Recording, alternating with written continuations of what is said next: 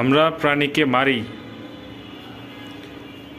মানুষ প্রাণীকে মেরে ফেলার জন্য অ্যাটেম্প নেয়, আর সেই প্রাণী মানুষের হাত চাপটে ধরে। খুব দুঃখজনক। এই ধরনের কাজ না করা উচিত, এভাবে এক প্রাণীকে আঘাত না করা উচিত।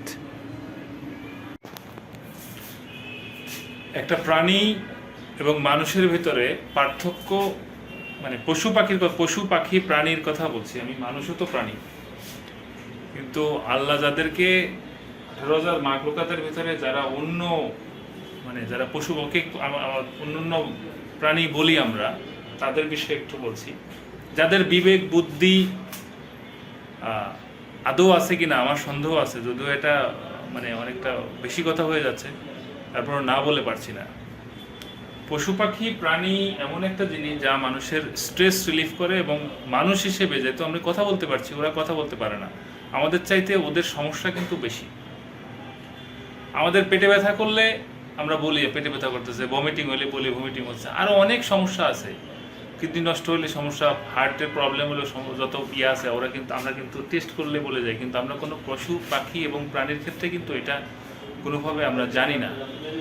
তো আমি মানুষ হিসেবে একজন মানুষকে আপনাদেরকে রিকোয়েস্ট করব, কখনো যেন যারা অবুঝ, যারা বুঝে না, সেটা হোক গরু, হোক বিড়াল, হোক কুত্তা বা কুকুর, যাই বলেন, তাদেরকে আঘাত করা।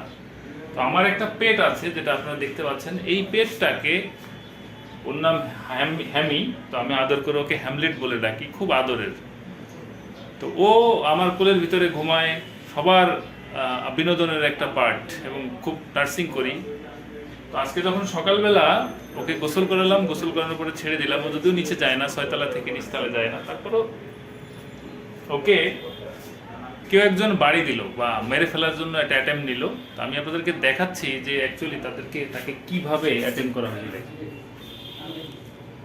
একটা প্রাণীকে এভাবে কেউ আঘাত করতে পারে? তো এই ধরনের কাজ কোনো মানে মানুষের দ্বারা হওয়া ঠিক না। তো আমি বিনীতভাবে অনুরোধ করব, গ্রামে বা কিংবা শহরে আমরা যেন কোনো প্রাণীর পরে আঘাত না করি। তারা বুঝে না, তারা আমাদের কাছে আসে, হয়তো খেতে আসে, বা কোনো অনেক সময় যে ঘটনাগুলো ঘটে, আমাদের খাবার খেয়ে ফেললে আমরা একটা অ্যাটেম্প নিয়ে ফেললাম, অথবা আমাদের কোনো কাপড় চোপড় বা কোনো কিছু একটা নষ্ট করে ফেললো, আমরা অ্যাটেম্প নিয়ে নিলাম যে ওকে একদম মেরেই ফেলবো। এটা ঠিক না। একজন মানুষ যখন পৃথিবী থেকে চলে যাবে, তার সমস্ত রাস্তা কিন্তু বন্ধ হয়ে যাবে। তো এমন কাজ করা উচিত যে প্রাণীও তো দোয়া করতে পারে, তাই না? তো প্রাণীর জন্য যদি সফট কর্নার থাকে, সেক্ষেত্রে কিন্তু আপনি এর জন্য নাজাত পেতে পারেন। আর পরপারে যখন মানুষ চলে যাবে, তখন কিন্তু তার মানে আল্লাহ যদি মাফ না করে, তাহলে কোনোভাবে কিন্তু পসিবল না। তো এই জন্য পশু পাখি থেকে শুরু করে যত প্রাণী আছে, তাদের যারা কথা বলতে পারে না, তাদের সহযোগিতা করা উচিত, তাদের হেল্প করা উচিত। এভাবে আঘাত করা উচিত না, কোনোভাবেই না। কোনো প্রাণীকে যদি কেউ আহত করে বা কখনো দেখেন যে কেউ বাড়ি মারছে বা কোপ দিছে, তো কোনোভাবেই বাসায় রাখবেন না, অবশ্যই হসপিটাল নিয়ে আসবেন। প্রাণীর যে হসপিটাল আছে, পশু প্রাণীর পেট হসপিটালে নিয়ে আসবেন, এবং অবশ্যই তাদের ট্রিটমেন্ট দিবেন। তারা কিন্তু বলতে পারে না, এবং অনেক সময় ভাবতে পারেন যে এরা তো এইভাবে রাখলে ঠিক হয়ে যাবে অটোমেটিক্যালি। বিষয়টা এরকম না, ঠিক হবে না। অবশ্যই ডাক্তারের কাছে নিয়ে যাবেন। আর যদি আপনি ঢাকায় বসবাস করে থাকেন, মিরপুরের দিকে, তাহলে পেট লাইফ কেয়ার আছে মিরপুর 2-এ, মিরপুর 1 থেকে সনি সিনেমা হল থেকে চিড়িয়াখানা রোডে যেতে হাতের ডান পাশে, ঈদগাহ মাঠের পাশে পেট লাইফ কেয়ার।